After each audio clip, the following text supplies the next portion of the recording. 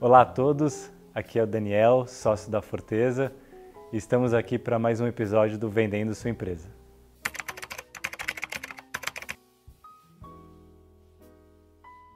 Uma pergunta que frequentemente recebemos dos nossos clientes é: como eu sei quanto dinheiro vai ficar no meu bolso no final da transação? Como que eu sei como eu saio do valuation ao bolso? E essa pergunta fica cada vez mais importante depois que passou a diligência, discussão dos contratos, todos os pontos começam a materializar, ficarem mais definitivos e os nossos clientes começam a pensar na vida financeira deles pós-transação. Bom, quais são os elementos que impactam o valuation até o bolso? Primeiro de tudo, o valuation, é o ponto de partida de toda transação. Quase todas as transações, com pouquíssimas exceções, desconta do valuation no momento do fechamento da transação a dívida líquida, que nada mais é do que a dívida da empresa menos o caixa e aplicações financeiras, sendo dívida, por exemplo, empréstimos bancários, financiamentos bancários, descontos de duplicatas, pagamento de fornecedores que estão em atraso, impostos em atraso, dívidas com próprios acionistas e por aí vai. E caixa é nada mais do que o que a companhia tem em conta bancária naquele momento e aplicações financeiras de curto prazo.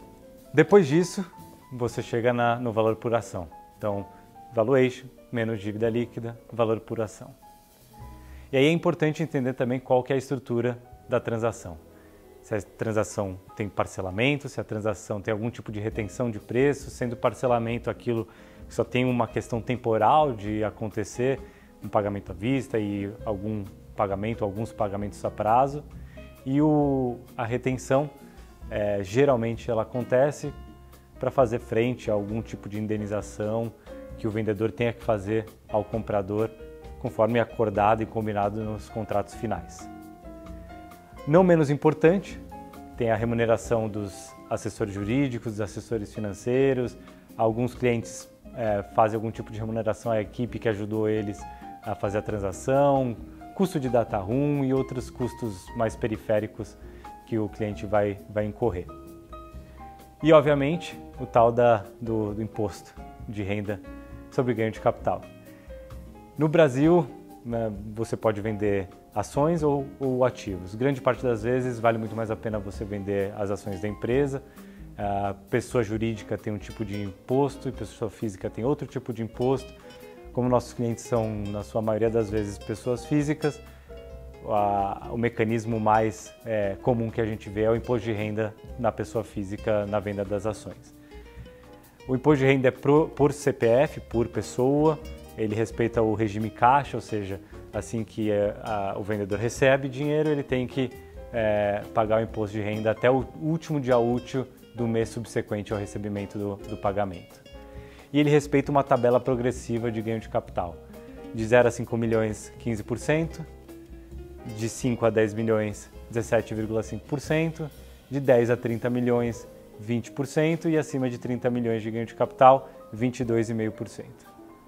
Vamos fazer um exemplo aqui para ficar um pouquinho mais tangível o valuation ao bolso. Vamos dizer que o cliente da empresa A é o único dono, detém 100% da empresa, está vendendo 100% dela e vai se aposentar. O valuation da operação é de 100 milhões de reais e no dia da operação a empresa tem uma dívida líquida de 10 milhões de reais. Nesse caso, as ações valem 90 milhões de reais. Foi acordado nas negociações que desses 90, 70 milhões seria pago à vista no dia do fechamento e 20 milhões ficariam retidos numa conta escrow para fazer frente a qualquer tipo de indenização que o vendedor tenha que fazer ao comprador durante 5 anos. No recebimento dos 70 milhões, o nosso cliente precisa pagar imposto de renda. No imposto de renda dele, o custo das ações que ele está vendendo é de 5 milhões. Então, se ele tem um custo de 5 e ele está recebendo 70, ele está tendo um ganho de capital de 65 milhões. Aplicando isso na tabela que eu acabei de descrever, o imposto devido é de aproximadamente 13,5 milhões de reais. 5 anos se passam e aí vem a liberação daqueles 20 milhões que ficaram retidos.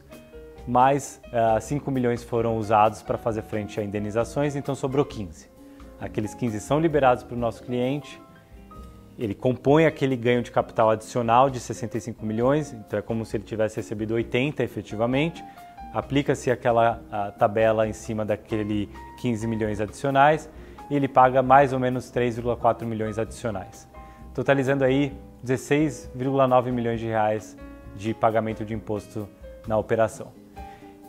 E conforme eu tinha dito, também não menos importante, paga os advogados no fechamento, paga os assessores financeiros, funcionários ou consultores, pessoas que ajudaram na operação, alguns custos adicionais. E aqui nesse caso vamos fazer uma simulação que o total é de 5 milhões de reais.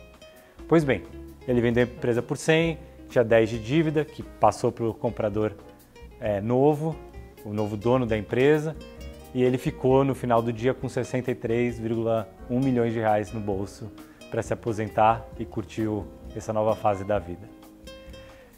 No Brasil existem várias nuances e vírgulas na lei, então sempre que o assunto do imposto vem à tona, nossos clientes nos perguntam: mas como que eu posso economizar, como que eu posso pagar menos? Não existem tantas artimanhas, a gente sabe um ou outro jeito de ganhar um pouquinho mais de tempo, mas o valor vai ser devido de qualquer forma.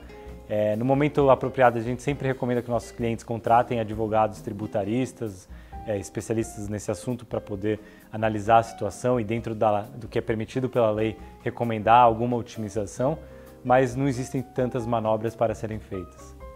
Pode parecer pouco, mas é aí que vem a importância de você estar bem assessorado para maximizar e otimizar o valuation da sua empresa.